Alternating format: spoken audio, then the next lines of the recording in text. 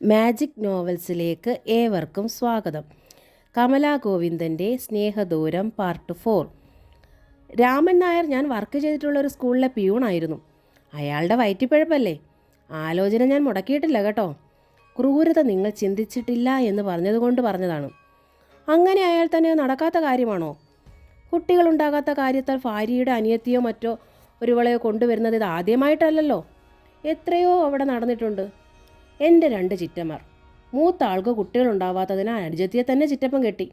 എന്നിട്ടെന്താ, സുഖമായി കഴിഞ്ഞു 2 ആളും. സുഖം. രേവതി ടീച്ചറിൻ്റെ സ്വരം കനപ്പെട്ടു. ഭർത്താവ് പുത്തൻ മണവാട്ടിയുമായി മണിയറ പോകുമ്പോൾ ആദ്യ ഭാര്യ സുഖമായി കഴിയും അല്ലേ ഈശ്വരി ചേച്ചി? അങ്ങനെ ആരെങ്കിലും സുഖമാണെന്ന് പറഞ്ഞിട്ടുണ്ടെങ്കിൽ തന്നെ അത് കള്ളമാണ്. അന്യമായി തീർന്ന സ്വന്തം വീടും 3 നേരത്തെ ആഹാരപ്രശ്നവും അങ്ങനെ പല കള്ളങ്ങളും പറയിപ്പിച്ചിട്ടുണ്ടാകാം. പക്ഷേ എൻ്റെ നന്ദ അങ്ങനെ ഒരു കള്ളം പറയില്ല. അവൾക്ക് അങ്ങനെ ഒരു സുഖം ലഭിക്കുകയുമില്ല. അതുകൊണ്ടാണ് അവൾ നിങ്ങൾ പരസ്യമായി വിവാഹാലോചന തുടങ്ങുന്നതിന് മുമ്പ് തന്നെ ഇവിടെ നിന്ന് ഇറങ്ങാൻ തയ്യാറായതും. ഈശ്വരിക്ക് വിഷമമുണ്ടായി. അതാ മുഖം വിളിച്ചു പറയുന്നുണ്ടായിരുന്നു. എന്തിനാണ് ഇനി എൻ്റെ മകൾ ഇവിടെ? പുത്തൻ പെണ്ണിന് ഭർത്താവിന് വെച്ച് വിളമ്പാൻ ഒരു അടുക്കള പണിക്കാരിയായിട്ടോ? പ്രസവിക്കാൻ വിധി കൽപ്പിച്ചു കൊണ്ടുവരുന്ന പുതിയവൾക്ക് റാണിപ്പട്ടം, ആ വിധിയില്ലാത്തവൾക്ക് അവഗണനയുടെ അടുക്കളപ്പട്ടം. വേണ്ട ചേച്ചി, എൻ്റെ നന്ദയ്ക്ക് ആ വിധി ഉണ്ടാകരുത്. അത് ഞാൻ സമ്മതിക്കില്ല. അവൾ എന്നോടൊപ്പം കഴിയും. താലി കെട്ടി വിട്ടെങ്കിലും അവൾ ഇപ്പോഴും എൻ്റെ മകൾ തന്നെയാണ്. തല ചായ്ക്കാൻ എൻ്റെ ഈ നെഞ്ചിൽ ഞാൻ അവൾക്ക് സ്ഥാനം കൊടുക്കും. ഒരു ചാൺ വയറിനുള്ളത് അവൾ ജോലി ചെയ്തുണ്ടാക്കുന്നുണ്ട്. പിന്നെ എന്തിനിവിടെ അങ്ങനെ ഒരു കെട്ടിക്കിടപ്പ്? അതിൻ്റെ ആവശ്യമുണ്ടോ? ചേച്ചി തന്നെ പറയൂ. ഊഴം വെച്ച് കെട്ടുന്ന ഭർത്തൃസുഖത്തിന് വേണ്ടിയോ? രേവതി ടീച്ചർ തെല്ല് കിതപ്പോടെ പറഞ്ഞു നിർത്തി. ഈശ്വരിക്ക് സങ്കടം വന്നുപോയി. അവരുടെ കണ്ണുകൾ നിറഞ്ഞു. നന്ദയെ ഞാൻ എൻ്റെ മോളായിട്ട് മാത്രമേ കരുതിയിട്ടുള്ളൂ ചേച്ചി, അവർ പറഞ്ഞു. അതെന്നോട് പറഞ്ഞു തരേണ്ടതില്ലല്ലോ. നിവർത്തികേടിൻ്റെ പുറത്ത് പലതും ഓർത്തപ്പോൾ പോയി വേറെ പെണ്ണ് കെട്ടടാന്ന് ഞാൻ പറഞ്ഞതാ. ഒരു പെണ്ണിനെ ആലോചിക്കുകയും ചെയ്തു. ഒക്കെ ശരി തന്നെ എന്ന് കരുതി നന്ദയെ ഉപേക്ഷിച്ചിട്ടൊന്നും വേണ്ട. കുഞ്ഞുങ്ങളെ താലോലിക്കാൻ യോഗമില്ലെന്ന് തന്നെ ഞങ്ങളങ്ങ് കരുതിക്കോളാം, ഈശ്വരി പറഞ്ഞു. അവർ ഇടനാഴിയിലൂടെ പിന്നാമ്പുറത്തേക്ക് കടന്നു. രേവതി ടീച്ചർ ഹാളിലേക്കും. ഒരു തോർത്തു മാത്രം ധരിച്ച് വരാന്തയിലൂടെ അങ്ങോട്ടും ഇങ്ങോട്ടും നടന്ന് കുഴമ്പ് ശരീരത്തിൽ തേച്ച് പിടിപ്പിക്കുകയാണ് മുകുന്ദൻ. ഈശ്വരി കണ്ടപ്പോൾ അയാൾ നിന്നു. അവരോട് ശബ്ദം കുറച്ച് കയർത്തു. നീ എന്തിനാ അങ്ങനെയൊക്കെ പറഞ്ഞത്? എങ്ങനെ? അവളെ ഉപേക്ഷിക്കണ്ടാന്നു? അത് കഷ്ടമല്ലേ? എന്ത് കഷ്ടമാണെന്നാടി? ഞാനെന്ന് ചോദിക്കട്ടെ, സത്യം പറയണം. ആ, അവളെ ഉപേക്ഷിക്കാണ്ട് നമ്മുടെ ഉണ്ണി വേറെ കെട്ടുമെന്ന് നിനക്ക് തോന്നുന്നുണ്ടോ ഈശ്വരി? ഇല്ല. അവൻ വേറെ കെട്ടാണ്ട് ഇവിടെ ഒരു അനന്തരാവകാശം നമുക്കുണ്ടാവുമെന്ന് നിനക്ക് തോന്നുന്നുണ്ടോടി? ഇല്ല. പിന്നെന്തിനാടി വിഡ്ഢിത്തങ്ങളൊക്കെ എഴുന്നള്ളിക്കാൻ പോന്നേ? അയാൾ ദേഷ്യപ്പെട്ടു. നമ്മൾ ആവശ്യപ്പെടാതെ തന്നെ അവൾ ഒഴിഞ്ഞു പോകാൻ തയ്യാറാണെന്നറിയുമ്പോൾ ഉള്ളതിന് പകരം കടകവിരുദ്ധം നിൽക്കുക, വെറും പോത്തായിട്ട്. അയാൾ വൈകുന്നേരത്തെ കുളിക്കായ കുളിമുറിയുടെ വാതിക്കലെത്തിയിരുന്നു. ഞാനൊന്ന് ചോദിക്കട്ടെ? ഈശ്വരി അയാൾക്കരികിൽ ചെന്നു. ആ, ചോദിച്ചു തൊലയ്ക്ക്. ഇത്രയും പ്രായമായല്ലോ നിങ്ങൾക്ക്. അതിനിപ്പോൾ എന്താ? ഇപ്പം ഞാൻ നിങ്ങളെ ഉപേക്ഷിച്ചങ്ങ് പോയാലോ വല്ലതുണ്ടോന്ന് തോന്നുമോ? കഴിവരടാ മോളെ, നീ എന്നാ പെറാതെ നിൽക്കുവാണോടി ഉപേക്ഷിച്ചു പോകാൻ? മുകുന്ദൻ വല്ലാതെ ദേഷ്യപ്പെട്ടു. കൈ തീർത്തൊരെണ്ണം അങ്ങ് ഇട്ട് തന്നാലുണ്ടല്ലോ, പോകാൻ വരുന്നതിൽ കുറച്ചുകൂടെ നേരത്തെ പോകാൻ മേലായിരുന്നോടി. ഞാൻ എന്നാ കൊള്ളാവുന്നതിനൊന്നിനെ വേറെ കൊണ്ടുവരത്തില്ലായിരുന്നോ? ഓഹോ, അപ്പം അതിനാ വിഷമം, ഈശ്വരി ഈർഷ്യയോടെ പറഞ്ഞു. ഞാനും ഒരു പെണ്ണല്ലയോ? എൻ്റെ സങ്കടം പോലല്ലയോ അവളുടെ സങ്കടവും? അതുകൊണ്ട് പറഞ്ഞതാ. എന്നാ അവളെ വിടണ്ട, പിടിച്ചു നിർത്തിക്കോ. അവനും അവളും കൂടെ എവിടുന്നേലും ഒരു പിഴച്ച സന്തതിയെ കൊണ്ടുവരും. അതിനെ മോളെ കുഞ്ഞേന്നൊക്കെ വിളിക്കാമെങ്കിൽ വിളിച്ചോ, മുകുന്ദൻ കലിപ്പോടെ തന്നെ പറഞ്ഞു. ഇതാ അപ്പോൾ നന്നായേ. അത് പറ്റത്തില്ലെന്ന് ആദ്യമേ തന്നെ ഞാൻ പറഞ്ഞതല്ലേ. എന്നാ പിന്നെ മിണ്ടാതിരി, അതാ നല്ലത്. ആവശ്യമില്ലാത്തതൊന്നും എഴുന്നള്ളിക്കണ്ട. വേണ്ട വേണ്ട, ഈശ്വരി സമ്മതിച്ചു. ആ, ഞാൻ അവളോട് എനിക്ക് കുളിക്കാൻ വെള്ളം ചൂടാക്കാൻ പറഞ്ഞിട്ടുണ്ട്. ചൂടായോന്നൊന്ന് ചെന്ന് നോക്ക്. സന്ധ്യയാകാറായി, കുളിക്കണം. വെള്ളം ചൂടായിരുന്നു. നന്ദ ചെമ്പിൽ ചൂടായ വെള്ളവുമായി വാതിക്കലെത്തിയിരുന്നു. അപ്പോഴാണ് ആ സംഭാഷണം. വെള്ളം നിറഞ്ഞ ചെമ്പ് താങ്ങിയിരുന്ന നന്ദയുടെ കൈകൾ വിറച്ചു തുടങ്ങിയിരുന്നു. ഈശ്വരി ചെല്ലുമ്പോൾ അതേ നിലയിൽ നിൽക്കുകയാണ് നന്ദ. അവളുടെ മുഖഭാവവും ചുവന്ന് കലങ്ങിയ കണ്ണുകളും ഈശ്വരിയോട് എല്ലാം വിളിച്ചു പറഞ്ഞെന്ന് അറിഞ്ഞു. എല്ലാം താൻ കേട്ടുവന്നു. ഈശ്വരി വിളറി. ചെമ്പിലെ വെള്ളവും വാങ്ങി വാരത്തേക്ക് ഇറങ്ങുമ്പോൾ ഈശ്വരിക്ക് വല്ലാതെ ദേഷ്യം വന്നു. എന്തിനോടൊക്കെയോ. നന്ദ കുളിച്ചു കഴിഞ്ഞിരുന്ന നേരത്തെ വിളക്ക് തുടച്ച് അവൾ തിരിയിടുകയാണ്. സന്ധ്യാവിളക്ക് കൊളുത്താൻ രേവതി ടീച്ചർ യാത്ര പറയുകയാണ്. ഈ സന്ധ്യയ്ക്ക് തന്നെ പോകണമേ? അങ്ങനെ ഒരു ഉപചാര ചോദ്യം നന്ദ പോലും ചോദിച്ചില്ല. ഉപചാര വാക്കിൻ്റെ സ്ഥാനം നഷ്ടപ്പെട്ടിരുന്നു അവർക്കിടയിൽ. എങ്ങനെയാ മോളെ, നീ എന്നോടൊപ്പം പോരുന്നോ? രേവതി ടീച്ചർ ചോദിച്ചു. വരാമേ, ഇന്നില്ല, നന്ദ പറഞ്ഞു. പിന്നെ എന്ന്? ഞാൻ വരാമേ, നന്ദ അങ്ങനെ ആവർത്തിച്ചു. എന്ന്, ഇവിടെ നിന്ന് എന്ന് ഇറങ്ങണം, എന്ന് വരെ കഴിയണം, അതൊന്നും അവൾക്കറിയില്ല. ഒന്ന് തീർച്ചയുണ്ട്, ഇറങ്ങണം, ഇറങ്ങി മാറിയേ തീരൂ, അല്ലെങ്കിൽ അനുദിനം എല്ലാം വഷളായിക്കൊണ്ടിരിക്കും, എല്ലാം. നന്ദ നിലവിളക്ക് കൊളുത്തി സന്ധ്യാനാമം ജപിച്ചു. മുകുന്ദനും ഈശ്വരിയും ടി വിക്ക് മുൻപിലേക്ക് നീങ്ങിയപ്പോൾ നന്ദയുടെ മിഴികൾ ഉണ്ണികൃഷ്ണനെ തേടി. ആളെവിടെ? ക്രോഷ്യയിലെ തയ്യൽ അല്പം കൂടിയുണ്ട്. 2 പൂക്കൾ കൂടി തുന്നിയാലേ പൂർത്തിയാകൂ. തുണിയും നൂലും ഒക്കെ ഇട്ട് വെച്ചിരിക്കുന്ന പ്ലാസ്റ്റിക് ബക്കറ്റ് എടുക്കാനാണ് നന്ദ കിടക്കക്കരിയിലേക്ക് ചെന്നത്. അവിടെയുണ്ട് ഉണ്ണികൃഷ്ണൻ, യുദ്ധത്തിനുള്ള തയ്യാറെടുപ്പോടെ. നന്ദ കരുതി ആളിനെ പ്രകോപിപ്പിക്കാതിരിക്കുന്നതാണ് നല്ലത്. അവൾ വന്ന പാടെ തിരിഞ്ഞ് നടക്കാനൊരുങ്ങി. അപ്പോൾ കേട്ടു എന്തോ തറയിൽ വീണുടയുന്ന ശബ്ദം. നന്ദ തിരിഞ്ഞു നോക്കി. ചില്ല് ഗ്ലാസ്സാണ് വന്നപ്പോൾ കൊടുത്തത്. ചായ അതിലുണ്ടായിരുന്നു. ആൾ നിന്ന് കത്തുകയാണ്. നമുക്കിടയിൽ എന്നു മുതലാടി ഈ ഇടനിലക്കാരൻ കളി? അയാൾ വല്ലാത്ത ശബ്ദത്തിൽ ചോദിച്ചു. ഹാളിൽ TV ഓൺ ചെയ്തതുകൊണ്ട് ശബ്ദം അപ്പുറത്ത് കേൾക്കില്ലായിരിക്കും. നിനക്ക് എന്നോട് പറയാനുള്ളത് പറയാൻ മറ്റൊരിടത്തു നിന്ന് ഒരാളെ കടമെടുക്കണമെന്നു. നന്ദയ്ക്ക് സങ്കടം വന്നു. അവൾ മുഖം കുനിച്ചു, തെറ്റ് ചെയ്ത കുട്ടിയെപ്പോലെ. അയാൾ ആ മുഖം പിടിച്ചുയർത്തി. പറയടി, എന്നോട് നേരിട്ട് പറയാൻ നിനക്കെന്താ ഇത്ര വിഷമം? പേടിച്ചിട്ടോ അത് അറച്ചിട്ടോ? നന്ദയ്ക്ക് കണ്ണുകൾ തുളുമ്പി. കള്ളക്കണ്ണീര്. ഉണ്ണികൃഷ്ണൻ പരിഹസിച്ചു. എൻ്റെ കൂടെ ജീവിച്ച് നിനക്ക് ഇത്ര വേഗം അടുത്തോടി? നന്ദ ശാസന പോലെ നോക്കി. അല്ല, ഒരവസരം കിട്ടാൻ നോക്കിയിരുന്ന പോലെ ധൃതിയിൽ വീട്ടിൽ പോകുന്നു, അമ്മയെ ഇടയ്ക്ക് നിർത്തുന്നു, സംസാരിപ്പിക്കുന്നു. എന്നിട്ട് എന്താടി നീ പോകാഞ്ഞത്? എന്താന്ന് ഞാനൊന്ന് ചോദിക്കട്ടെ? നന്ദ ചോദിച്ചു. അതിനും വേണോ അനുവാദം? താഴ്ന്നിരുന്നു നന്ദയുടെ ശബ്ദം. എങ്കിലും ഉറച്ചതായിരുന്നു അത്. നമ്മുടെ ഈ കിടപ്പറ സജീവമായിട്ട് എത്ര നാളെന്ന് ഉണ്ണിയേട്ടൻ ഓർമ്മയുണ്ടോ?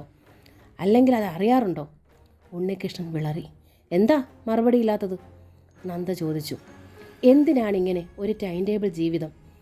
ഇത് വിധിയാണ്, എൻ്റെ മാത്രം വിധി. ഉണ്ണിയേട്ടൻ അതിൽ പങ്കാളിയല്ല. ശുദ്ധ അസംബന്ധം. നീ എൻ്റെ ഭാര്യയാണ്. പിന്നെ എങ്ങനെ ഞാനതിൽ പങ്കാളിയല്ലാതാവും? പങ്കാളിയല്ലാതാകാം ഞാൻ ഭാര്യ അല്ലെങ്കിൽ, ശരിയല്ലേ? അല്ല, ശരിയായി അംഗീകരിച്ചേ മതിയാവൂ. ഉണ്ണിയേട്ടാ, കണ്ണടച്ച് ഇരുട്ടാക്കണ്ട. ഞാൻ സമ്മതിക്കില്ല. ഇല്ല. തീർച്ച. എങ്കിൽ ഇനി നന്ദയ്ക്ക് മുമ്പിൽ ഒറ്റ വഴിയേ ശേഷിച്ചിട്ടുള്ളൂ. ഉണ്ണികൃഷ്ണൻ അവളെ തുറച്ചു നോക്കി. മരണം, അവൾ പറഞ്ഞു. ആത്മഹത്യ? ഉണ്ണികൃഷ്ണൻ നടുങ്ങി. അയാൾ ഹാളിലേക്ക് വന്നു. മുകുന്ദനും ഈശ്വരിയും സീരിയലുകളുടെ പ്രളയത്തിലേക്ക് മുങ്ങിക്കഴിഞ്ഞിരുന്നു. ഉണ്ണികൃഷ്ണൻ ചെന്ന് TV-യുടെ വോളിയം കുറച്ചു. ഈശ്വരിയും മുകുന്ദനും അമ്പരന്നു. നന്ദയെ പറഞ്ഞു വിട്ടിട്ട് ഞാൻ വേറെ കല്യാണം കഴിക്കുമെന്ന് ആരാ നിങ്ങളോട് രണ്ടാളോടും പറഞ്ഞത്? ഉണ്ണികൃഷ്ണൻ ശബ്ദമുയർത്തി. മുകുന്ദനും ഈശ്വരിയും മുഖാമുഖം നോക്കി. അങ്ങനെ ഒരു വിചാരം രണ്ടാൾക്കും ഉണ്ടെങ്കിൽ ഒരു കാര്യം മനസ്സിലാക്കിക്കോ, അങ്ങനെയൊന്നും നടക്കാൻ പോകുന്നില്ല, ഉണ്ണികൃഷ്ണൻ തറപ്പിച്ചു പറഞ്ഞു. ഉറപ്പാണോ? മുകുന്ദൻ ചോദിച്ചു. ഉറപ്പാ. എങ്കിൽ ഒരു കാര്യം നീയും മനസ്സിലാക്കിക്കോ, മുകുന്ദൻ ശബ്ദമുയർത്തി. ഇനി മുതൽ നിനക്കവളും അവൾക്ക് നീയുമേ കാണൂ. ഞങ്ങളുണ്ടാവില്ല. ഞങ്ങൾ പോകും എങ്ങോട്ടെങ്കിലും. മുകുന്ദൻ TV-ക്ക് മുമ്പിൽ നിന്ന് എഴുന്നേറ്റു. തൻ്റെ മുറിയിലേക്ക് നടന്നു. ഒട്ടും സംശയിക്കാതെ തന്നെ ഈശ്വരി അയാളെ പിന്തുടർന്നു. വാതിൽ വടഞ്ഞു. ഉണ്ണികൃഷ്ണൻ നീറ്റലോടെ മുറ്റത്തേക്കിറങ്ങി. നിൽക്കാതെ നടന്നു. അപ്പുറത്തെ വീടിൻ്റെ വരാന്തയിൽ സാലിച്ചേച്ചിയും ഭർത്താവും ഇരിക്കുന്നു. 2 മക്കളാണ് അവർക്ക്. ഒരാണും ഒരു പെണ്ണും. ഒരാൾ എഞ്ചിനീയറിങ്ങിനും ഒരാൾ മെഡിസിനും പഠിക്കുന്നു. 2 ആളും ഹോസ്റ്റലിലാണ്. മക്കളുണ്ടായിട്ടെന്താ, അവരിപ്പോൾ ഒറ്റയ്ക്കാണ്. ഇനി മക്കൾ വലിയ നിലയിലാവും, ഉദ്യോഗസ്ഥരാവും, മക്കൾക്കും കുടുംബമാവും. അപ്പോൾ അവർ ഒറ്റയ്ക്കാവും. എന്നാലും അവർക്ക് മുൻപിൽ ഒരു പ്രതീക്ഷയുണ്ട്. മക്കൾക്ക് വേണ്ടിയുള്ള കാത്തിരിപ്പിനൊരു സുഖമുണ്ട്, ആഹ്ലാദമുണ്ട്. അച്ഛനും അമ്മയും പറയുന്നത് അവരുടെ സങ്കടമാണ്. അത് തെറ്റാണെന്ന് താൻ പറയില്ല. പക്ഷെ അതിനുവേണ്ടി നന്ദയെ ഉപേക്ഷിക്കേണ്ടി വരുന്നതിലേ ഉള്ളൂ വിഷമം. ഫോൺ ബെല്ലടി കേട്ടു. ഉണ്ണികൃഷ്ണൻ മുറ്റത്ത് നിന്ന് കയറിയില്ല. നന്ദ തന്നെ റിസീവർ എടുത്തു. ഹലോ പറയുന്നതിന് മുൻപ് തന്നെ അതിൽ നിന്ന് ചെവിക്കുള്ളിലേക്ക് ഒരു കുഞ്ഞു കൊഞ്ചൽ സ്വരം വീണു. ഇങ്ങ് താ മമ്മി, ഇങ്ങ് താ. ആൻറ്റീനെ ഞാൻ വിളിക്കാം മമ്മി. വിടുമോളെ, മായയുടെ സ്വരം. ഹലോ, ഞാനാ ആൻറ്റി, ഞാനാ. ആൻറ്റിയാണോ? ആൻറ്റി എന്തെടുക്കുക? ഒറ്റ ശ്വാസത്തിലാണ് ഈ ചോദ്യങ്ങൾ. മോളെ ഇങ്ങ് താ. മായ കൊഞ്ചുന്നു. മമ്മിക്ക് താ കുട്ടാ. നന്ദ എല്ലാം മറന്ന് ആ അമ്മയുടെയും കുഞ്ഞിൻ്റെയും ലോകത്തിലേക്ക് പറന്നു. അവളുടെ നെഞ്ചിടം ശക്തമായി പിടഞ്ഞു. ഹലോ നന്ദേച്ചി. കാതിൽ മായയുടെ ശബ്ദം. അവൾ മായയുടെ മകളുടെ കയ്യിൽ നിന്ന് റിസീവർ വാങ്ങിയിരിക്കുന്നു. ശില്പയുടെ അലറിക്കരച്ചിൽ കേട്ടു. എന്തിനാ മായെ മോളെ കരയിക്കുന്നത്? അവൾ പറയട്ടെ, നന്ദ ശാസിച്ചു. ഓ പറഞ്ഞു, എന്ത് പറയാൻ? ഫോൺ ബെല്ലടി കേട്ടാലുടനെ ഓട്ടമാണ്. ആദ്യം വന്നെടുക്കും. ആരെങ്കിലും വിളിക്കാനൊരുങ്ങിയാലും ഇത് തന്നെ പണി. കൊടുത്തില്ലെങ്കിൽ അതാ അലർച്ചയും കൂവലും. മായ അല്ലെങ്കിലും ഇങ്ങനെയാണ്. ഒരുപാട് വിട്ടുവീഴ്ചകൾക്കൊന്നും അവളുടെ മനസ്സൊരുക്കമല്ല. അത് കുഞ്ഞിനോടായാലും. ശില്പയെ കൃഷിയിലാക്കിയിട്ടാണ് അവൾ ഓഫീസിലേക്ക് പോവുക. വാട്ടർ അതോറിറ്റിയിലാണ് അവൾക്ക് ജോലി. വേണു സെയിൽസ് ടാക്സിലും. എന്താ നീ വിളിച്ചത്? നന്ദ ചോദിച്ചു. അത് മായ നിർത്തി. ഞാൻ വീട്ടിലേക്ക് വിളിച്ചിരുന്നു. നന്ദയ്ക്ക് കാര്യം മനസ്സിലായി. ലതേച്ചി എന്തൊക്കെയോ പറയുന്നു. അമ്മയ്ക്കാണെങ്കിൽ സങ്കടവും. നന്ദയ്ക്ക് തൊണ്ട വരണ്ടു. എന്താ നന്ദേച്ചി ഇത്? പെട്ടെന്നിപ്പോൾ എന്തുണ്ടായി ഇങ്ങനെ ഒരു തീരുമാനിക്കാൻ? പെട്ടെന്നല്ല മായേ, ഒരുപാട് നാളായി അടിത്തറയിടുന്നു. ഞാനത് കണ്ടെത്താൻ വൈകിയെന്ന് മാത്രം. വെറുതെ ഭ്രാന്ത് പറയാതെ നന്ദേച്ചി. ശാസന സ്വരമായിരുന്നു അവൾക്ക്. ജീവിതം വെച്ചിട്ടാണ് കളിക്കുന്നത്. നന്ദ മൗനം പാലിച്ചു. എന്താ നന്ദേച്ചി മിണ്ടാത്തത്? മുൻപിൽ ജീവിതമുള്ളവർക്കല്ലേ കളിയിൽ ഉത്കണ്ഠയുണ്ടാകൂ. ഞാനും വേണുവേട്ടനും കൂടി ഉണ്ണിയേട്ടനെ കാണാൻ വരുന്നുണ്ട്. എന്തിന്? ലോകത്തിൽ ആദ്യമായിട്ടല്ലല്ലോ ഒരാൾക്ക് പ്രസവിക്കാത്ത ഭാര്യയെ കിട്ടുന്നത്. അതൊന്ന് ചോദിക്കാമല്ലോ. വേണ്ട മായേ, എനിക്കില്ലാത്ത പരാതി നിങ്ങൾക്കെന്തിനാ? നന്ദ റിസീവർ വെച്ചു. ഉണ്ണികൃഷ്ണൻ അപ്പോഴും പുറത്തായിരുന്നു. രാത്രി ഭക്ഷണത്തിന് അയാൾ വന്നില്ല. മുകുന്ദനോ ഈശ്വരിയോ വാതിൽ തുറന്നില്ല. എല്ലാവരോടും പിണങ്ങിയിരുന്നു അയാൾ. മണ്ണിനോടും മെണ്ണിനോടും പ്രപഞ്ചത്തോടു പോലും. അവൾ തിരിഞ്ഞു നടന്നു. നന്ദയ്ക്ക് നല്ലവണ്ണം അറിയാം രാവേറെ ചെന്നിട്ട് അയാൾ മുറ്റത്തോട് അങ്ങനെ ചുറ്റി നടക്കുന്നതിൻ്റെ ഉദ്ദേശം. ഒന്നിറങ്ങി ചെല്ലണം, ഒന്ന് ആ സമീപത്ത് നിൽക്കണം, മെല്ലെ ചുമലിലൊന്ന് തൊടണം. എന്തിനാണ് ഈ പിണക്കം? എത്ര നേരമായി ഞാൻ നോക്കിയിരിക്കുന്നു എന്ന് നെഞ്ചിൽ തലചായ്ച്ചൊന്ന് മൊഴിയണം. തീർന്നു ആ പിണക്കം. കൈകൾ തന്നെ ചുറ്റി വരിയും കോരിയെടുക്കും. പലപ്പോഴും പിണങ്ങിയിട്ടുണ്ട്. പിണക്കം അങ്ങനെ തീർത്തിട്ടുമുണ്ട്. ഇന്നും ആൾ അതാവും പ്രതീക്ഷിക്കുന്നത്.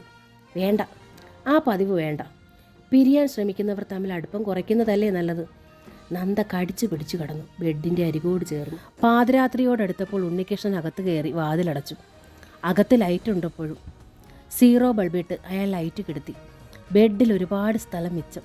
ഈ ബെഡിന് ഇടം പോരെന്ന് എത്രയോ തവണ തമ്മിൽ പറഞ്ഞിട്ടുണ്ട്. ഉണ്ണികൃഷ്ണനും കിടന്നു. ഇങ്ങേ അരികോട് ചേർന്നു. അവൾക്ക് പുറം തിരിഞ്ഞു. പിന്നെ മലർന്നു കിടന്നു. കൈ ഒന്ന് നീട്ടിയാൽ തൊടാം. അത്രയ്ക്കേ ഉള്ളൂ അകലം. ഇപ്പോൾ ഇതിൻ്റെ അറ്റത്ത് അവളുണ്ട്. അവൾ വീട്ടിലേക്ക് പോയാലോ?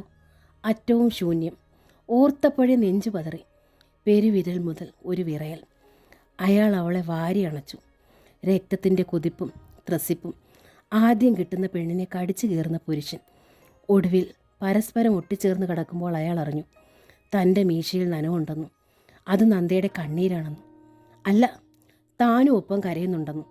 അയാൾ അവളുടെ മുഖം പിടിച്ചുയർത്തി അവളുടെ മിഴികളിലേക്ക് ഉറ്റുനോക്കി ചോദിച്ചു, നിനക്കിപ്പോഴും തോന്നുന്നുണ്ടോ നന്ദ, തമ്മിൽ പിരിയണമെന്നും മരിക്കണമെന്നും ഒക്കെ? തിരിഞ്ഞു കിടന്ന് നെഞ്ചു പുലർത്തിയുള്ള കരച്ചിലായിരുന്നു മറുപടി. ഉണ്ണികൃഷ്ണൻ തളർന്നു വീണു. പിറ്റേന്ന് ഉണ്ണികൃഷ്ണൻ ഓഫീസിലേക്ക് പോയി. നന്ദ പോയില്ല. ഒരു ഉത്സാഹവും ഇല്ലാത്തതുപോലെ. ജോലി കഴിഞ്ഞപ്പോൾ നന്ദ മുറിയിൽ കയറി കിടന്നു. വെറുതെ ഓരോന്നാലോചിച്ചുകൊണ്ട്. ഉച്ചയാകാറായി. അപ്പോഴാണ് കോളിംഗ് ബെൽ. നന്ദ അനങ്ങിയില്ല. എഴുന്നേൽക്കാൻ തോന്നിയതുമില്ല. അമ്മയോ അച്ഛനോ വാതിൽ തുറക്കും. അല്പസമയം കഴിഞ്ഞപ്പോൾ കേട്ടു ഒരു കിളിക്കൊഞ്ചൽ. നന്ദാമ്മേ. നെഞ്ചിനുള്ളിലേക്ക് പനിനീർ തളിക്കപ്പെട്ട പ്രതീതി. നന്ദ പിടഞ്ഞെഴുന്നേറ്റു. അമ്പിളിക്കലയുടെ ഒരു തുണ്ട് പോലെ മുറിയിലേക്ക് ഓടിക്കയറി വരുന്നു ശില്പ. മോളെ, അമ്മയുടെ മോളെ. നന്ദ അവളെ കോരിയെടുത്തു. ആ കുഞ്ഞി മുഖത്ത് തെരുതെരെ ഉമ്മ വെച്ചു. ശില്പ നന്ദയെ നോക്കി. നന്ദാമ്മേ, എന്തിനാ കരഞ്ഞേ? അങ്കിള് തല്ലിയോ? അപ്പോഴേക്കും മായയുടെ മുഖം വാതിൽക്കൽ കണ്ടു. മായയുടെ മുഖം മ്ലാനമായിരുന്നു. ഞാൻ നന്ദേച്ചിയുടെ സ്കൂളിൽ പോയി. കാണാത്തത് കൊണ്ടാണ് ഇങ്ങോട്ട് പോരുന്നത്. ഇപ്പോൾ തോന്നുന്നു വരണ്ടായിരുന്നെന്നു. മായയുടെ സ്വരത്തിൽ ഈർഷ്യ. നന്ദ ചോദ്യഭാവത്തിൽ നോക്കി. ഇവിടെ ഇപ്പോൾ പണ്ടുള്ളവർക്ക് പകരം വിവരമില്ലാത്ത രണ്ട് മൃഗങ്ങളാണെന്ന് തോന്നി. മായ ഈർഷ്യയോടെ പറഞ്ഞു. അച്ഛനും അമ്മയും പഴയതുപോലെ മായയെ സ്വീകരിക്കുന്നതിൽ വലിയ താല്പര്യം കാട്ടിയിട്ടുണ്ടാവില്ല. നീ ഇത്തിരി പതുക്കെ പറയുമായേ. ഓ, ഉറക്കെ പറഞ്ഞാലെന്താ? ഞാൻ ഇവിടെ അല്ലല്ലോ താമസിക്കാൻ പോകുന്നത്. അല്ലെങ്കിൽ നന്ദേച്ചിക്ക് ഇതൊക്കെ കേൾക്കുകയോ സഹിക്കുകയൊക്കെ ചെയ്യാൻ പറ്റൂ. നന്ദയുടെ മുഖം കൂടുതൽ മങ്ങി. മമ്മി, മമ്മി, ഈ നന്ദാമ്മ കരയായിരുന്നു മമ്മി. സത്യമായിട്ടും കരയായിരുന്നു, ശില്പ പറഞ്ഞു. അല്ലേ വല്യ ആൻറ്റി? അമ്മയെന്നും ആൻറ്റിയെന്നും ഒക്കെ തോന്നുന്നത് പോലെയാണ് അവൾ വിളിക്കുക. നീ ഇരിക്കുമായേ, നന്ദ പറഞ്ഞു. ഉച്ചയായല്ലോ, ഞാൻ ഇത്തിരി ചോറ് വിളമ്പാം. അതൊക്കെ പിന്നെ. ആദ്യം ചേച്ചി ഇവിടെ ഇരിക്കും. നന്ദ കട്ടിലിൽ തന്നെ ഇരുന്നു, മായയെതിരെ കസേരയിലും. ശില്പ നന്ദയുടെ മടിയിൽ നെഞ്ചോടൊട്ടിയിരുന്നു. നീ ഇന്ന് ലീവാണോ? നന്ദ ചോദിച്ചു. നന്ദേച്ചി എന്താ ഇന്ന് ലീവ് എടുത്തത്? ഓ, അങ്ങനെ തോന്നി, നന്ദ ഒഴുക്കൻ മട്ടിൽ പറഞ്ഞിട്ട് ശില്പയെ കൊഞ്ചിക്കുകയും ഉമ്മ വെക്കുകയും ചെയ്തു. ഞാൻ രാവിലെ വീട്ടിലും പോയിരുന്നു. അമ്മ വല്ലാത്ത സങ്കടത്തിലാണ്. നന്ദേച്ചി വെറുതെ ആവശ്യമില്ലാത്ത പ്രശ്നങ്ങൾ ഉണ്ടാക്കി വെക്കുകയാണെന്നാണ് ലതേച്ചിയും കുട്ടിയേട്ടനും പറയുന്നത്. ഇതെന്താ ഈ നന്ദേച്ചിക്ക് ഉണ്ണിയേട്ടനും പറ്റിയെന്നാ വേണുവേട്ടൻ ചോദിക്കുന്നത്. എനിക്കും അത് തന്നെയാണ് ചോദിക്കാനുള്ളത്. ഒറ്റ ശ്വാസത്തിൽ തന്നെ മായ എത്രയും ചോദിച്ചു. എന്താ നിന്നോട് ഞാൻ മറുപടി പറയുക? എങ്ങനെയാണ് ബോധ്യപ്പെടുത്തുക? ശില്പയെ ചേർത്ത് പിടിച്ച് തലോടുന്നതിനിടയിൽ നന്ദ പറഞ്ഞു. നീ പറഞ്ഞില്ലേ ഇപ്പോൾ ഇവിടെ താമസിക്കുന്നത് വിവരമില്ലാത്ത 2 മൃഗങ്ങളാണെന്ന് നിനക്ക് തോന്നിയെന്നും. മുൻപുള്ള സ്വീകരണത്തിൽ നിന്ന് ഒരു നേരിയ ചേഞ്ച് വന്നപ്പോൾ നിനക്ക് വിഷമമുണ്ടായില്ലേ? വരണ്ടായിരുന്നെന്ന് തോന്നിയില്ലേ? അതൊക്കെ തന്നെയാ കാരണം. നിനക്ക് ഏതാനും സെക്കൻഡ് കൊണ്ടാണ് ഇങ്ങനെയൊക്കെ തോന്നിയത്. ഞാനോ ദിവസത്തിൻ്റെ 24 മണിക്കൂറും അനുഭവിക്കുന്നു. അങ്ങനെയുള്ള 365 ദിവസങ്ങളും. പൊട്ടിയൊഴുകിപ്പോയി നന്ദയുടെ മിഴികൾ. മായ വല്ലാണ്ടായിപ്പോയി. നന്ദയെ നല്ലവണ്ണം ശാസിക്കണമെന്നും തീരുമാനത്തിൽ നിന്ന് മാറ്റണമെന്നും ഒക്കെ ഉദ്ദേശിച്ചാണ് മായയുടെ വരവ്. ലതയോട് അങ്ങനെ അവൾ വാഗ്ദാനം ചെയ്യുകയും ചെയ്തിരുന്നു. പക്ഷേ ഇവിടെ വന്നപ്പോൾ അങ്ങനെയൊന്നും തോന്നുന്നില്ല മായയ്ക്ക്. അല്ലെങ്കിൽ ഒരു പരിധിയിലധികം എതിർത്ത് പറയാനോ മറ്റുള്ളവരെ വേദനിപ്പിക്കാനോ നന്ദേച്ചിക്കാവില്ല. ഒക്കെ സ്വയം സഹിക്കുന്നതാണ് ശീലം, ചെറുപ്പം മുതൽ തന്നെ. വല്യാൻറ്റി കരയാതെ വല്യാൻറ്റി, വല്യാൻറ്റി കരഞ്ഞാൽ ഞാനും കരയും. നന്ദയുടെ കണ്ണീർ തുടച്ചുകൊണ്ട് ശില്പ ഉറക്കെ കരഞ്ഞു. നന്ദയ്ക്ക് ഹൃദയം പൊട്ടിപ്പോയി. സന്തോഷമോ സങ്കടമോ കൊണ്ട്. തൻ്റെ കണ്ണുകൾ നിറയുമ്പോൾ തുടയ്ക്കാൻ 2 കുഞ്ഞിക്കരങ്ങൾ. തൻ്റെ മുഖം ആടുമ്പോൾ വിമ്മിപ്പൊട്ടാൻ ഒരു കുഞ്ഞി മുഖം. ഇതൊക്കെ തന്നെയാണ് തനിക്കും വേണ്ടത്. നന്ദ ശില്പ അല്പം കൂടി മുറുകെ പിടിച്ചു. എൻ്റെ പൊന്നുകുട്ടി കരയാതെ. വല്യാൻറ്റി കരയുന്നതേയില്ല, ഇനി കരയുമില്ല. സത്യ? ശില്പ ചോദിച്ചു. സത്യം, നന്ദ പറഞ്ഞു. ശില്പയുടെ മുഖം വിടർന്നു. നിമിഷം കൊണ്ട് ആ കുഞ്ഞി പല്ലുകൾ നിരന്നു. എന്നിട്ട് നന്ദേച്ചി ഇങ്ങനെ തന്നെയാണ് തീരുമാനിക്കുന്നത്? നന്ദേച്ചി ഉണ്ണേട്ടനും കൂടെ അറയ്ക്കലേക്ക് വാ, നമുക്ക് എല്ലാവർക്കും കൂടി ഒരുമിച്ചിരുന്ന് ചർച്ച ചെയ്യാം. അപ്പോൾ തീരാനുള്ളതേ ഉള്ളൂ പ്രശ്നം. ഉണ്ണിയേട്ടനും ചിന്തിക്കാനൊരവസരം കിട്ടും, മായ പറഞ്ഞു. എന്തിനാ പാവത്തെ വലിച്ചഴിക്കുന്നു മായേ? ബലിമൃഗത്തിന് റിഹേഴ്സൽ കൊടുക്കുന്നത് പോലെ പാപമാണത്. ഉണ്ണിയേട്ടൻ ഇപ്പോഴും സമ്മതിച്ചിട്ടില്ലാത്തൊരു കാര്യത്തിന് വേണ്ടി എന്ത് ചർച്ചയാണ്? അപ്പോൾ ശരിക്കും അത് നന്ദേച്ചിയുടെ അധിക പ്രസംഗം തന്നെയല്ലേ? നന്ദ മുഖം കുനിച്ചു. എന്നാൽ ട്രീറ്റ്മെൻറ്റും ചർച്ചയും തീരുമാനവും ഒക്കെ വേണ്ടത് നന്ദേച്ചിക്കാ. നന്ദേച്ചി വാ വീട്ടിലോട്ട്, ഞങ്ങളും വരാം. മായ അങ്ങനെ പറഞ്ഞ് എഴുന്നേറ്റു. ഞങ്ങൾ ഇറങ്ങുവാ. ഇതെന്നാ മായേ, വന്ന ഉടനെ പോകുന്നെന്നോ? ഒന്നും കഴിക്കാതെ? ഇവിടുന്നൊന്നും കഴിക്കാൻ തോന്നുന്നില്ല. വാ മോളെ, നമുക്ക് പോകാം. മായ ശില്പയെ പിടിച്ചു. ഞാൻ വരുന്നില്ല മമ്മി, ഞാൻ നന്ദാമ്മയുടെ കൂടെ ഇവിടെ നിൽക്കുക, ഞാൻ വരത്തില്ല. ഇപ്പം അങ്ങനെ ആയോ? മായ കണ്ണുരുട്ടി. നിന്റെ ഡാഡി വന്നാൽ കിട്ടും നിനക്ക്. ഡാഡിയോട് പറഞ്ഞു കൂടി നീ ഇവിടെ നിൽക്കുമെന്ന്. മമ്മി പറഞ്ഞാൽ മതി. മമ്മി അല്ലെങ്കിൽ ഡാഡിയുടെ ഓഫീസിലോട്ട് ഫോൺ ചെയ്ത് മോള് തന്നെ ചോദിക്കാം മമ്മി. ഒന്നും വേണ്ടിപ്പം, എൻ്റെ കൂടെ വന്നാൽ മതി, മായ കർശനം പറഞ്ഞു. നന്ദാമ്മേ, ശില്പ നന്ദയെ കെട്ടിപ്പിടിച്ചു. ഞാൻ പോകത്തില്ല നന്ദാമ്മേ. മോള് പോകണ്ട. നന്ദ ശില്പയെ ചേർത്ത് പിടിച്ച് തലോടി ഉമ്മ വെച്ചു. കുഞ്ഞിവിടെ നിൽക്കട്ടെ മായേ, അവൾ കരയുന്ന കണ്ടില്ലേ? ഞാൻ പോണില്ല, ഞാൻ പോണില്ല. ശില്പ കൈയും കാലും ഇട്ടടിച്ചു. വേണു വരുമ്പോൾ വഴക്ക് പറഞ്ഞാൽ വിളിച്ചാൽ മതി. ഉണ്ണിയേട്ട മോളെ കൊണ്ടുവന്നാക്കും പോരെ? മായ ഒടുവിൽ മനസ്സില്ലാ മനസ്സോടെ സമ്മതിച്ചു. ഞാൻ ഒത്തിരി നാൾ കഴിഞ്ഞാലേ വരത്തുള്ളൂ, ശില്പ വിജയം പറഞ്ഞു. നീ വരണ്ട, ഇവിടെ നിന്നോ നന്ദാമ്മയുടെ കൂടെ. ഞങ്ങളവിടെ വേറൊരു ശില്പയെ മേടിക്കും, മായയും വിജയം പറഞ്ഞു. ശില്പയുടെ മുഖത്തൊരു ചമ്മലുണ്ടായി. എങ്കിലും അവർ നന്ദയുടെ കഴുത്തിൽ നിന്ന് പിടിവിട്ടില്ല. യാത്ര പറഞ്ഞു മായ ഇറങ്ങുമ്പോഴാണ് മുകുന്ദൻ ശ്രദ്ധിച്ചത്. അയാൾ ചോദിച്ചു, എന്തേ മോൾ പോരുന്നില്ലേ? അവൾക്ക് പോകാൻ മനസ്സില്ലച്ചാ, എൻ്റെ അടുത്ത് നിൽക്കട്ടെ കുറച്ച് ദിവസം, നന്ദ പറഞ്ഞു. കുഞ്ഞല്ലേ അവൾ. മുകുന്ദൻ്റെ മുഖം പെട്ടെന്ന് കറുത്തു. ഓഹോ, അപ്പോൾ ഇതാണ് പ്ലാൻ അല്ലേ? അനിയത്തിയുടെ കൊച്ചിനെ ഇവിടെ അങ്ങ് നിർത്താൻ. മായ ഞെട്ടി. നന്ദയും. അങ്ങനെ നിർത്താനാണെങ്കിൽ ഇവിടെയുണ്ട് കൊച്ചുങ്ങൾ. എൻ്റെ ചേട്ടൻ്റെ കൊച്ചുമക്കൾ, പെങ്ങടെ കൊച്ചുമക്കൾ, ഈശ്വരിയുടെ വീട്ടിലുമുണ്ട് ആവശ്യത്തിന് പിള്ളേർ. എല്ലാവർക്കും ഉണ്ട് ഓരോന്നിനും ഇവിടെ നിർത്തിയാൽ കൊള്ളാമെന്ന്. ഇതൊക്കെ അങ്ങോട്ട് കൊണ്ടുപോകാമല്ലോ. പക്ഷേ അങ്ങനെയൊന്നും ഞാൻ ജീവിച്ചിരിക്കുമ്പോൾ നടക്കത്തില്ല. ഇങ്ങനൊരു പരിഹാരം ചെയ്തിട്ട് ഇവിടെ സുഖമായി നിനക്ക് കഴിയാമെന്ന് നീ കൊതിക്കുകയും വേണ്ട. ആ പൂതി അങ്ങ് മനസ്സിലിരിക്കത്തേ ഉള്ളൂ. മുകുന്ദൻ അത്യധികം കോപത്തോടെ തുള്ളി ഉറഞ്ഞു. ആ വിശ്വരൂപം കണ്ട് നന്ദ ഭയന്നു പോയി. മായ തിരിച്ചു കയറി വന്നു. കാറിക്കരഞ്ഞിട്ട് ശില്പയെ ബലമായി നന്ദയിൽ നിന്ന് പിടിച്ചു എടുത്തുകൊണ്ട് പോയി. ഇയാളുടെ 3.25 ചക്ര എൻ്റെ മോൾക്ക് വേണ്ട, ആർക്കാന്ന് വെച്ചാൽ കൊണ്ടു കൊടുത്തോ. മുകുന്ദനോട് അത്രയും പറഞ്ഞ് മായ നീങ്ങി. ശില്പ അലറിക്കരഞ്ഞു. മായയുടെ കയ്യിലിരുന്ന് ഞെളിഞ്ഞു പിരിഞ്ഞു. ആ കരച്ചിൽ നിന്ന് അകന്നു പോയിട്ടും നന്ദ 2 ചെവികളും അടച്ചു തന്നെ പിടിച്ചു. രേവതി ടീച്ചർ രാവിലെ മുതൽ കാപ്പിച്ചെടികൾക്കിടയിലാണ്. പറിച്ച് കുട്ട നിറയ്ക്കുന്നു. അപ്പോഴാണ് ഫോൺ. ലത കുളിക്കുകയാണ്.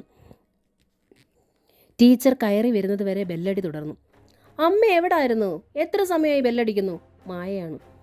തൊടിയിൽ കാപ്പിക്കുരു പറിക്കുകയായിരുന്നു. നീ ഓഫീസിൽ നിന്നാ? അതെ. എന്താ വിശേഷിച്ച്? ഞാൻ ഇന്നലെ നന്ദേച്ചിയുടെ അടുത്ത് പോയി. എന്നിട്ട്? നന്ദേച്ചിയെ വഴക്ക് പറയാനാണമ്മേ ഞാൻ പോയത്. ദേഷ്യപ്പെടാനും ഒന്നും പറ്റിയില്ല. കഷ്ടമേ നന്ദേച്ചിയുടെ കാര്യം. നമ്മൾ കരുതണ പോലെ അത്ര നിസ്സാരമല്ല കാര്യങ്ങൾ. നമ്മൾ പണ്ട് കണ്ട മനുഷ്യരുമല്ല അവിടെ ഉള്ളത്. സത്യത്തിൽ നന്ദേച്ചി ഇപ്പോൾ നരകത്തിലാണ്. രേവതി ടീച്ചറിന് കണ്ണു നിറഞ്ഞു. താനും പോയി കണ്ട് ബോധ്യപ്പെട്ടതല്ലേ എല്ലാം. 2 വഴികളേ ഉള്ളൂ നന്ദേച്ചിക്കിനി ആ നരകത്തിൽ നിന്ന് രക്ഷപ്പെടാൻ. മായ തുടർന്നു. 1, നന്ദേച്ചിയുടെ തീരുമാനം തന്നെ, ഡൈവോഴ്സ് നടത്തുക. 2, ആ വീട്ടിൽ നിന്ന് അവർ 2 ആളും മാറി താമസിക്കുക. മായ തന്നെ ബാക്കിയും പറഞ്ഞു. രണ്ടാമത്തേതാണ് പ്രായോഗികവും ശരിയും. പക്ഷേ അച്ഛനെയും അമ്മയും വിട്ട് മാറി താമസിക്കാൻ ഉണ്ണിച്ചേട്ടനാവില്ല. അത് നടക്കുകയുമില്ല. നടക്കുന്നത് ആദ്യത്തത് തന്നെ. പക്ഷെ അത് നന്ദേച്ചിയുടെ രക്ഷപ്പെടലാണോ? രേവതി ടീച്ചറിന് തൊണ്ടയിൽ ഉമിനീർ കെട്ടി. ഉമിനീരല്ല, അത് കണ്ണീരാണെന്ന് തിരിച്ചറിഞ്ഞപ്പോഴേക്കും അവർ റിസീവർ വെച്ചു. അതിനു മുമ്പ് അവർ കണ്ടു, പടിക്കൽ നിർത്തി ഓട്ടോറിക്ഷയ്ക്കുള്ളിൽ നിന്ന് ഇറങ്ങി വരുന്ന നന്ദയെ. രേവതി ടീച്ചർ വാതിലിനടുത്തേക്ക് ചെന്നു. മകളുടെ കോലം കെട്ട രൂപം ആ അമ്മയെ കുത്തി നോവിച്ചു. അമ്മ എന്നോടൊപ്പം ഒന്ന് വരണം, നന്ദ വന്ന പാടെ പറഞ്ഞു. എങ്ങോട്ട്? കുടുംബ കോടതി വരെ. ഒരു മഞ്ഞുകെട്ട ശിരസിൽ വെച്ച മരവിപ്പുണ്ടായി രേവതി ടീച്ചറിന്.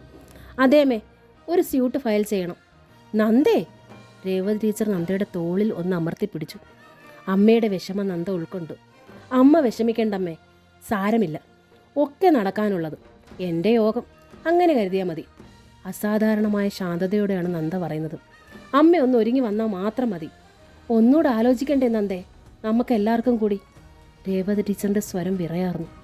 ഒന്നുകൂടെ കടന്ന് ഞാനും ആലോചിക്കുന്നുണ്ടമ്മേ, നന്ദ പറഞ്ഞു. അത് ആത്മഹത്യയെക്കുറിച്ചാണ്. തീരെ പിടിച്ചു നിൽക്കാൻ പറ്റാതെ വന്നാൽ ഡൈവോഴ്സ് അല്ല നടക്കുക, എൻ്റെ ശവമടക്കായിരിക്കും. നന്ദേ! രേവതി ടീച്ചർ ശാസിച്ചു. നന്ദ തീരെ ലോലയാണ്. മായ അങ്ങനല്ല. ആ മായ പോലും ഇത്തിരി സമയം കൊണ്ട് മടുക്കണമെങ്കിൽ ചൈത്രത്തിലെ വിശേഷങ്ങൾ നിസ്സാരമല്ല. രേവതി ടീച്ചർ തൻ്റെ മുറിക്കുള്ളിലേക്ക് കയറി. രാവിലെ തന്നെ കുളി കഴിച്ചതാണ്. അതുകൊണ്ട് ധരിച്ചിരുന്ന സാരി മാറ്റി മറ്റൊന്ന് ധരിച്ചു. മുടി ഒന്ന് ഒതുക്കി കെട്ടിവെച്ചു. കണ്ണട എടുത്ത് ധരിച്ചു. ലത കുളി കഴിഞ്ഞ് ഇറങ്ങി വന്നു. അമ്മ എവിടെ പോകുന്നു? നന്ദയോടൊപ്പം കുടുംബ കോടതിയിൽ, രേവതി ടീച്ചർ പറഞ്ഞു. കുടുംബ കോടതിയിലോ? എന്തിന്? ലതയ്ക്ക് പരിഭ്രമമായി. അത് വന്നിട്ട് പറയാം. രേവതി ടീച്ചർ ഇറങ്ങിക്കഴിഞ്ഞു. നന്ദ പടിക്കൽ അപ്പോഴും കാത്തുകിടക്കുന്ന ഓട്ടോയ്ക്കുള്ളിൽ കയറിയിരിക്കുകയായിരുന്നു. ഓട്ടോറിക്ഷ നീക്കിയപ്പോൾ രേവതി ടീച്ചർ ടവൽ കൊണ്ട് തൻ്റെ മുഖം തുടച്ചു. കുടുംബ കോടതിയിലെ ഇപ്പോഴത്തെ ജഡ്ജി ജസ്റ്റിസ് ശശികലാദേവിയാണ്. അവരെ വിളിച്ചു ചോദിച്ച് അപ്പോയിൻമെൻറ്റ് ഫിക്സ് ചെയ്തിട്ടാണ് നന്ദ വന്നത്. അതുകൊണ്ട് തന്നെ കയറി ചെല്ലാൻ പെട്ടെന്ന് അനുവാദവും കിട്ടി. രേവതി ടീച്ചറും നന്ദയും അതീവ ഭവ്യതയോടെ അകത്ത് കടന്നു ചെല്ലുമ്പോൾ ജസ്റ്റിസ് ശശികലാദേവി അതിനേക്കാൾ ആദരവോടെ എഴുന്നേറ്റ് കൈകൾ കൂപ്പി. രേവതി ടീച്ചറല്ലേ? ആദരവ് ഒട്ടും കുറയ്ക്കാതെ വിനീതമായ ചോദ്യം. രേവതി ടീച്ചർ സ്തബ്ധയായി നിന്നു. 9ാം ക്ലാസ്സിൽ എൻ്റെ ക്ലാസ് ടീച്ചറായിരുന്നു ടീച്ചർ, ജസ്റ്റിസ് ശശികലാദേവി പറഞ്ഞു. പാങ്ങോട്ട് മോഡൽ ഹൈസ്കൂളിൽ വെച്ച്. രേവതി ടീച്ചർ ഒന്ന് പുഞ്ചിരിച്ചു. അന്നൊക്കെ നിങ്ങൾ കുട്ടികളല്ലേ. നീളൻ ബ്ലൗസും ലോങ് സ്കേർട്ടും 2ആയി മിന്നി മടക്കി കെട്ടിയ മുടിയും കുട്ടിത്തമുള്ള മുഖവും ആ രൂപമാണ് എൻ്റെ മനസ്സിൽ. ഇപ്പോഴെത്ര മാറി. ഈ മാറ്റം അന്നത്തെ രൂപവുമായി ചേരുന്നില്ല. ഇരിക്കി ടീച്ചർ. ടീച്ചർ എന്തിനാ വന്നത്? ഇതാരാ കൂടെ ഉള്ളത്? മകളാ? അതെ, മൂത്ത മകൾ. ഇരുന്നു കൊണ്ട് രേവതി ടീച്ചർ പറഞ്ഞു. ആ മുഖം അപ്പോൾ മങ്ങി, കണ്ണുകൾ തുളുമ്പുകയും ചെയ്തു. എങ്കിലും ഒരു സ്റ്റുഡൻറ്റിനോട് പറയുന്ന സ്വാതന്ത്ര്യത്തോടെ ടീച്ചർ നന്ദയുടെ കാര്യം പറഞ്ഞു. ഡൈവോഴ്സിൻ്റെ കാര്യവും ടീച്ചർ തുറന്നു പറഞ്ഞു. ജസ്റ്റിസ് ശശികലാദേവി വിസ്മയത്തോടെ നന്ദയെ നോക്കി. പ്രസവിക്കാൻ പറ്റാത്തൊരു സ്ത്രീ ഭർത്താവിൻ്റെ കുടുംബത്തിന് വേണ്ടി പിരിയാൻ ആഗ്രഹിക്കുന്നു. എൻ്റെ സർവീസ് ചരിത്രത്തിൽ ഇങ്ങനൊരു കേസ് ആദ്യമായിട്ടാണ്. നന്ദ തലകുനിച്ചു. ഒരു സ്ത്രീ എന്ന നിലയിൽ ഈ തീരുമാനത്തെ, ഈ ധൈര്യത്തെ, സതുദ്ദേശത്തെ ഒക്കെ ഞാൻ അപ്രീഷിയേറ്റ് ചെയ്യുന്നു. പക്ഷേ ജസ്റ്റിസ് ഒന്ന് നിർത്തിയിട്ട് തുടർന്നു. നന്ദ പറയുന്ന കാരണമൊന്നും ഡൈവോഴ്സ് നേടുന്നതിന് ഹെൽപ്പാവില്ല. നന്ദ ജസ്റ്റിസിൻ്റെ മുഖത്തേക്ക് നോക്കി. കുട്ടികളുണ്ടാവില്ല എന്നത് നിയമത്തിൻ്റെ പരിധിയിൽ ഒരു കുറ്റമല്ല. ആ സ്ഥിതിക്ക് ശിക്ഷിക്കുന്നത് എങ്ങനെ? ശിക്ഷിക്കുകയോ? ഭർത്താവിൽ നിന്നുള്ള പിരിയൽ സത്യത്തിലൊരു ശിക്ഷയാണ് നന്ദ, പ്രത്യേകിച്ച് നന്ദയെ പോലുള്ളവർക്ക്. ശിക്ഷയല്ല, തന്നെ സംബന്ധിച്ചിടത്തോളം മരണം തന്നെയാണല്ലോ എന്നവൾ ഓർത്തു. പിന്നെന്താ മാഡം വഴി? ഹസ്ബൻഡുമായി ആലോചിച്ച് രണ്ടാളും കൂടി ഒരു ജോയിൻറ്റ് സ്യൂട്ട് ഫയൽ ചെയ്താൽ മതി. പെട്ടെന്ന് കാര്യം സാധിക്കും. അദ്ദേഹം അതിന് തയ്യാറാകുമെന്ന് തോന്നുന്നില്ല മാഡം, നന്ദ പറഞ്ഞു. പിന്നെ രക്ഷയില്ല നന്ദ. രേവതി ടീച്ചർ നന്ദയുടെ മുഖത്തേക്ക് നോക്കി. അത്യന്തം നിരാശാജനകമായിരുന്നു നന്ദയുടെ ഭാവം. ഭർത്താവ് സ്ഥിരം മദ്യപാനിയായിട്ട് ഭാര്യയെ ഉപദ്രവിക്കുകയോ അത് അവളുടെ ജീവന് തന്നെ ഭീഷണിയാവുകയോ ഒക്കെ ചെയ്താൽ അങ്ങനെ ഒരു സ്ത്രീക്ക് നിയമാനുകൂല്യമുണ്ടാകും. സ്ത്രീധന പീഡനം അതും കോടതി പരിഗണിക്കും. ഭർത്താവിൻ്റെ പരസ്ത്രീ ബന്ധം അതും നിയമവിരുദ്ധമാണ്. പങ്കാളികളിൽ ഒരാൾക്ക് മാനസിക രോഗം ഉണ്ടെങ്കിൽ നിയമം ഡൈവോഴ്സിനെ അനുകൂലിക്കും. ജസ്റ്റിസ് ശശികലാദേവി തുടർന്നു. നന്ദയുടെ ഹസ്ബൻഡ് ഈ പറഞ്ഞ ഏതെങ്കിലും കാറ്റഗറിയിൽ പെടുന്നയാണോ? ശാന്തം, പാവം. രേവതി ടീച്ചർ അനുതാപത്തോടെ ഉണ്ണികൃഷ്ണനെ ഓർത്തുപോയി. ജസ്റ്റിസിൻ്റെ മുമ്പിൽ നിന്ന് ഇറങ്ങുമ്പോൾ നന്ദയ്ക്ക് ഇനി എന്ത് ചെയ്യണമെന്ന് തീർത്തും അറിയില്ലായിരുന്നു. നന്ദേ, നമ്മൾ ഇറങ്ങിയത് നടപ്പില്ലാത്ത കാര്യത്തിനാണ്. ഇവിടെ വെച്ച് ഈ പരിപാടി അവസാനിപ്പിക്കുന്നതാണ് നല്ലത്, രേവതി ടീച്ചർ പറഞ്ഞു. ഇല്ലമ്മേ, ഞാൻ പിന്നോട്ടില്ല, നന്ദ പറഞ്ഞു. അമ്മയ്ക്കറിയോ, ഇന്നലെ മായ വന്നിരുന്നു. ആ സംഭവം അമ്മയോട് വിവരിച്ചപ്പോൾ നന്ദയുടെ കണ്ണുകൾ നിറഞ്ഞു. രേവതി ടീച്ചറിന് ഒരു രൂപവുമില്ലായിരുന്നു എന്തു പറഞ്ഞ് മകളെ സമാധാനിപ്പിക്കണമെന്നു. പിറ്റേ ദിവസം അവൾ സ്കൂളിൽ ചെന്നിട്ട് രേവതി ടീച്ചർക്ക് ഫോൺ ചെയ്തു. അമ്മ സ്കൂളിലേക്ക് വരണം. രേവതി ടീച്ചർ ഉച്ചയ്ക്ക് മുമ്പേ തന്നെ എത്തി. കാര്യങ്ങൾ അപ്പോഴപ്പോൾ അറിഞ്ഞുകൊണ്ടിരുന്ന രാധിക രേവതി ടീച്ചറിനെയും കുറ്റപ്പെടുത്തി. പക്ഷെ നന്ദ അമ്മയും കൂട്ടി നടന്നു. നന്ദ അമ്മയെ താൻ എഴുതിയ ഹർജി കാണിച്ചു. പാപമല്ലേ നന്ദ ഇത്? ഈ ഉണ്ണിയെക്കുറിച്ച് ഇങ്ങനെയൊക്കെ എഴുതിയാൽ ദൈവശിക്ഷ കിട്ടും നിനക്ക്, രേവതി ടീച്ചർ വിഷമത്തോടെ പറഞ്ഞു. ദൈവം എന്നെ നേരത്തെ ശിക്ഷിച്ചില്ലേ അമ്മേ, ഇതിലപ്പുറം പിന്നെ ഇനി എന്ത് ശിക്ഷ? ഇരുവരും ജസ്റ്റിസ് ശശികലാദേവിയുടെ മുൻപിലെത്തി. കുടുംബ കോടതിയിലേക്ക് ഒരു ഹർജി ഫയൽ ചെയ്തു. തിരിച്ചിറങ്ങുമ്പോൾ രേവതി ടീച്ചർ ഒരു ഓട്ടോറിക്ഷ വിളിച്ചു. അറക്കലേക്ക്, അവർ പറഞ്ഞു. ഞാൻ അങ്ങോട്ടല്ലമ്മേ, നന്ദ പറഞ്ഞു. പിന്നെ? രേവതി ടീച്ചർ അമ്പരന്നു. ചൈത്രത്തിലേക്ക്. ഉണ്ണിക്കെതിരെ ഹർജി കൊടുത്തു കഴിഞ്ഞിട്ടും? ഹർജി കൊടുത്തു എന്ന് കരുതി ഞങ്ങൾ ശത്രുക്കളല്ലല്ലോ അമ്മേ, പിരിഞ്ഞിട്ടുമില്ല. പിരിയുന്നത് വരെ എനിക്ക് ഉണ്ണിയേട്ടനോടൊപ്പം കഴിയാമല്ലോ, നന്ദ പറഞ്ഞു. രേവതി ടീച്ചർ തൻ്റെ മകളെ ആദ്യമായി കാണുന്നത് പോലെ വിസ്മയത്തോടെ നോക്കി നിന്നു. 4-5 ദിവസം കഴിഞ്ഞു. രാവിലെ ഉണ്ണികൃഷ്ണനും നന്ദയും പതിവ് പോലെ ജോലിക്ക് പോകാൻ ഒരുമിച്ചിറങ്ങി. അപ്പോഴാണ് പോസ്റ്റ്മാൻ രജിസ്റ്ററുമായി വന്നത്. കവർ കണ്ടപ്പോഴേ നന്ദയ്ക്ക് മനസ്സിലായി കുടുംബ കോടതിയിൽ നിന്ന് ഉണ്ണികൃഷ്ണന് വന്ന സമൻസ് ആണെന്ന്. നന്ദ ചുറ്റും നോക്കി. ഒന്ന് അള്ളിപ്പിടിച്ച് നിൽക്കാൻ ഒരു താങ്ങിനായി ഒന്നുമില്ലായിരുന്നു. ഉണ്ണികൃഷ്ണൻ കവർ തുറന്നു. ബഹുമാനപ്പെട്ട കോടതി മുമ്പാകെ ചൈത്രത്തിലെ ഉണ്ണികൃഷ്ണൻ മുകുന്ദൻ എന്നയാളുടെ ഭാര്യ നന്ദ ഉണ്ണികൃഷ്ണൻ ബോധിപ്പിക്കുന്ന സങ്കട ഹർജി. എൻ്റെ ഭർത്താവായ ഉണ്ണികൃഷ്ണൻ ദിവസവും മദ്യപിക്കുകയും എന്നെ ക്രൂരമായി മർദ്ദിക്കുകയും ചെയ്യും. എൻ്റെ വീട്ടിൽ നിന്ന് കിട്ടിയ സ്ത്രീധനം പോരാ എന്നതാണ് പറയുന്ന കാരണം. മാത്രമല്ല, എൻ്റെ ഭർത്താവിന് പല സ്ത്രീകളുമായി ബന്ധമുണ്ടെന്ന് ഞാൻ നേരിൽ കണ്ട് ബോധ്യപ്പെട്ടിട്ടുണ്ട്. മറ്റൊരു സ്ത്രീക്ക് വേണ്ടി എന്നെ കൊല്ലാനും മടിക്കില്ലെന്ന് ഞാൻ ഭയപ്പെടുന്നതിനാൽ എനിക്ക് ഈ വിവാഹബന്ധത്തിൽ നിന്ന് വിടുതൽ നൽകാനുള്ള നടപടികൾ കൈക്കൊള്ളണമെന്ന് താഴ്മയായി അപേക്ഷിക്കുന്നു. വിധേയ, നന്ദ ഉണ്ണികൃഷ്ണൻ. ഒപ്പ്.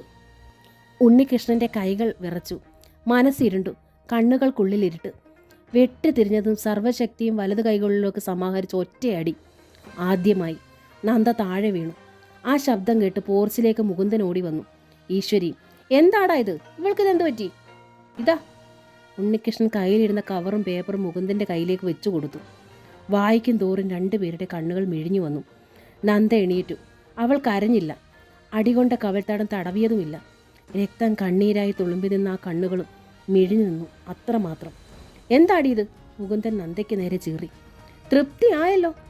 ഉണ്ണികൃഷ്ണൻ മുകുന്ദൻ്റെ നേരെ നോക്കി. എല്ലാവർക്കും തൃപ്തിയായല്ലോ. ഞാനെന്നാ ചെയ്തത്? മുകുന്ദൻ കൈ മലർത്തി. ആരും ഒന്നും ചെയ്തിട്ടില്ല, എന്നെ വിഡ്ഢിയാക്കിയല്ലേ. ഉണ്ണികൃഷ്ണൻ ബൈക്കിൽ കയറിയിരുന്നത് സ്റ്റാർട്ടാക്കി. നന്ദ പിടഞ്ഞുണർന്നു. കയറാൻ ഭാവിച്ചു. ഉണ്ണികൃഷ്ണൻ ഇടത് കൈക്ക് അവളെ തട്ടി മാറ്റി. വേണ്ട, ഈ ബൈക്കിൽ നീ ഇനി കയറണ്ട. നിനക്ക് വേണ്ടത് മോചനമല്ലേ, തന്നിരിക്കുന്നു, നീ പൊയ്ക്കോ. നന്ദ തളർന്നു. ഈ വണ്ടി ഇന്ന് എവിടെയെങ്കിലും ഇടിച്ച് ഞാനിനി തിരിച്ചു വരാതിരുന്നാൽ മതിയായിരുന്നു. വണ്ടി വിടും മുമ്പേ ഉണ്ണികൃഷ്ണൻ പറഞ്ഞു. എൻ്റെ ഈശ്വര. നന്ദ പൂർവാധികം തളർന്നു. വണ്ടി ഇടിക്കണമെന്ന്, തിരിച്ചു വരാതിരുന്നാൽ മതിയെന്ന്. ഡി.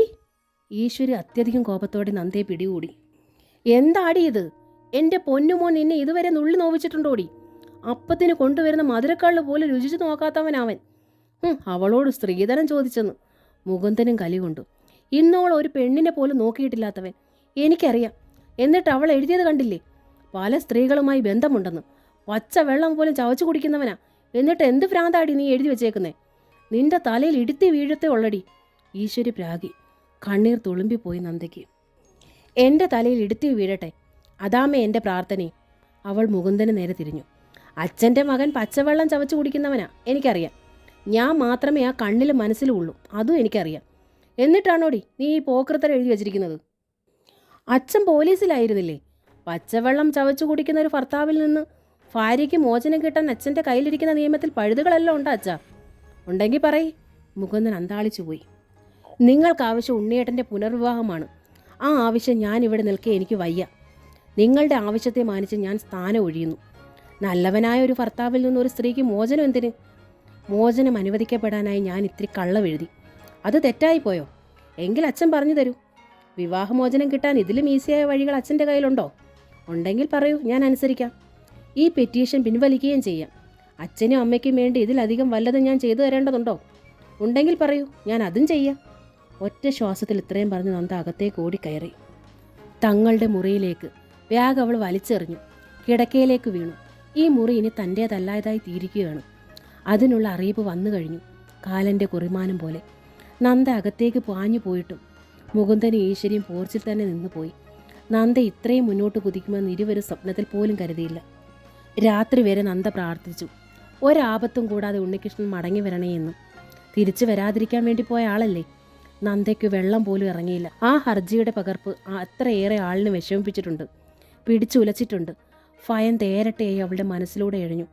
മുകുന്ദനും ഈശ്വരിയും വഴിക്കണ്ണുമായി സിറ്റൗട്ടിൽ തന്നെ ഇരുന്നു. ഉണ്ണികൃഷ്ണൻ വരുമ്പോൾ രാവേറെയായി. വന്നതോ ബൈക്കിലല്ല, ഓട്ടോറിക്ഷയിൽ. അന്തം വിട്ടുനിന്ന് ഈശ്വരിയും മുകുന്ദനും. മകൻ മദ്യപിച്ചു വന്നിരിക്കുന്നു. ഓട്ടോറിക്ഷ മടക്കി വിട്ടിട്ട് സിറ്റൗട്ടിലേക്ക് കയറാൻ ഉണ്ണികൃഷ്ണൻ പാടുവിടുന്നു. സാലിയും ഭർത്താവും ശബ്ദം കേട്ട് ലൈറ്റിട്ട് നോക്കുന്നത് കണ്ടപ്പോൾ ഉണ്ണികൃഷ്ണനെ പെട്ടെന്ന് വീടിനുള്ളിലാക്കാൻ മുകുന്ദനും ഈശ്വരിയും ധൃതി വെച്ചു.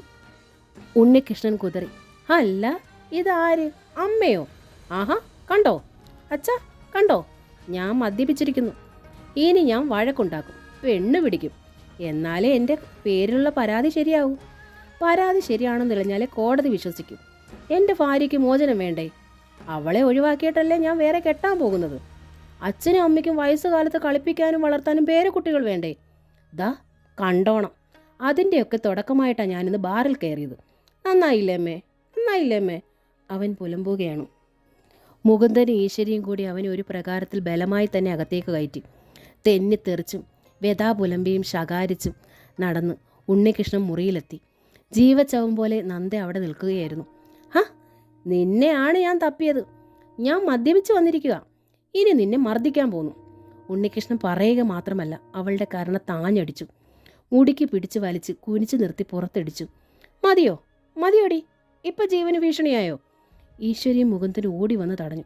എന്താടാ ഇത്? ഇതോ മദ്യപിച്ച് ഭാര്യയെ പീഡിപ്പിക്കുന്ന ഭർത്താവ്. കണ്ടില്ലേ? കണ്ടോണം. നന്ദ കരഞ്ഞില്ല. താൻ ആ പേപ്പറിൽ എഴുതിയ വാക്കുകൾക്ക് ശിക്ഷ ഇത് പോരാ. മദ്യപിച്ചിട്ടായാലും മനഃപൂർവ്വമായാലും ഈ ശിക്ഷ താൻ അർഹിക്കുന്നു. ഇതിൽ കൂടുതൽ അർഹിക്കുന്നു. അവൾ അങ്ങനെ ഒരു പോകൃത്തരം എഴുതിയെന്ന് വെച്ച് നീ ഇങ്ങനെ തുടങ്ങിയാലോ? ഇങ്ങനെയൊക്കെ ചെയ്യണം അമ്മേ. കോടതി വിശ്വസിക്കണ്ടേ? അവിടെ കയറി ചെന്ന് കള്ളം പറയാൻ എനിക്ക് വയ്യമ്മേ. കുടിച്ചോ എന്ന് ചോദിച്ചാൽ കുടിച്ചു, പീഡിപ്പിച്ചോ എന്ന് ചോദിച്ചാൽ പീഡിപ്പിച്ചു. സത്യം വേണ്ടേ പറയാൻ? ഇനി ഒരു പെണ്ണിനെ കൂടി പിടിക്കണം. അപ്പോൾ 100% സത്യമാവും. എല്ലാവർക്കും മോചനമല്ലേ വേണ്ടത്? ഭാര്യയ്ക്ക്, അച്ഛന്, അമ്മയ്ക്ക് തന്നേക്കാം. എല്ലാവർക്കും മോചനം തന്നേക്കാം. ഉണ്ണികൃഷ്ണൻ ക്രമേണ പിച്ചും പേയും പറയുന്ന അവസ്ഥയായി. പിന്നെ കരച്ചിലായി. മുറിക്കുള്ളിലേക്ക് ഛർദ്ദിച്ചു. എന്തോ മനമടുപ്പിക്കുന്ന ഒരു അസഹ്യമായ നാറ്റം മുറിക്കുള്ളിൽ വ്യാപിച്ചു. ഈശ്വരിയും മുകുന്ദനും അതോടെ പിൻവലിഞ്ഞു. ഉണ്ണികൃഷ്ണൻ അലറി വിളിക്കാൻ തുടങ്ങി. അതിനിടയിൽ കണ്ണിൽ കണ്ടതും കയ്യിൽ കിട്ടിയതുമൊക്കെ അവൻ എടുത്ത് എറിഞ്ഞു. മുറിക്കുള്ളിൽ വട്ടമിട്ട് ഓടാൻ തുടങ്ങി. ഒടുവിൽ കുഴഞ്ഞിട്ടോ കാല് തെന്നിയിട്ടോ ഛർദിലേക്ക് കമിഴ്ന്നടിച്ചു വീണു. നന്ദ ഒരു വിധത്തിൽ ഉണ്ണികൃഷ്ണനെ പിടിച്ചെഴുന്നേൽപ്പിച്ചു. അയാൾ പക്ഷേ അവൾക്ക് വഴങ്ങാൻ കൂട്ടാക്കിയില്ല. അവളെ ശത്രുവായി കണ്ടതുപോലെ തള്ളി മാറ്റുകയും അതും ഇതും പുലമ്പുകയും ചെയ്തു. നന്ദ പക്ഷെ വാശിയോടെ പൊരുതി. ഒടുവിൽ വല്ല വിധേനയും ഉണ്ണികൃഷ്ണനെ അവൾ ബാത്റൂമിൽ കയറ്റി ഷവറിൻ്റെ താഴെ ഇരുത്തി ഷവർ ഓൺ ചെയ്തു. മഴ മഴ! ഉണ്ണികൃഷ്ണൻ പിറുപിറുക്കുകയും കുതറുകയും ചെയ്തു.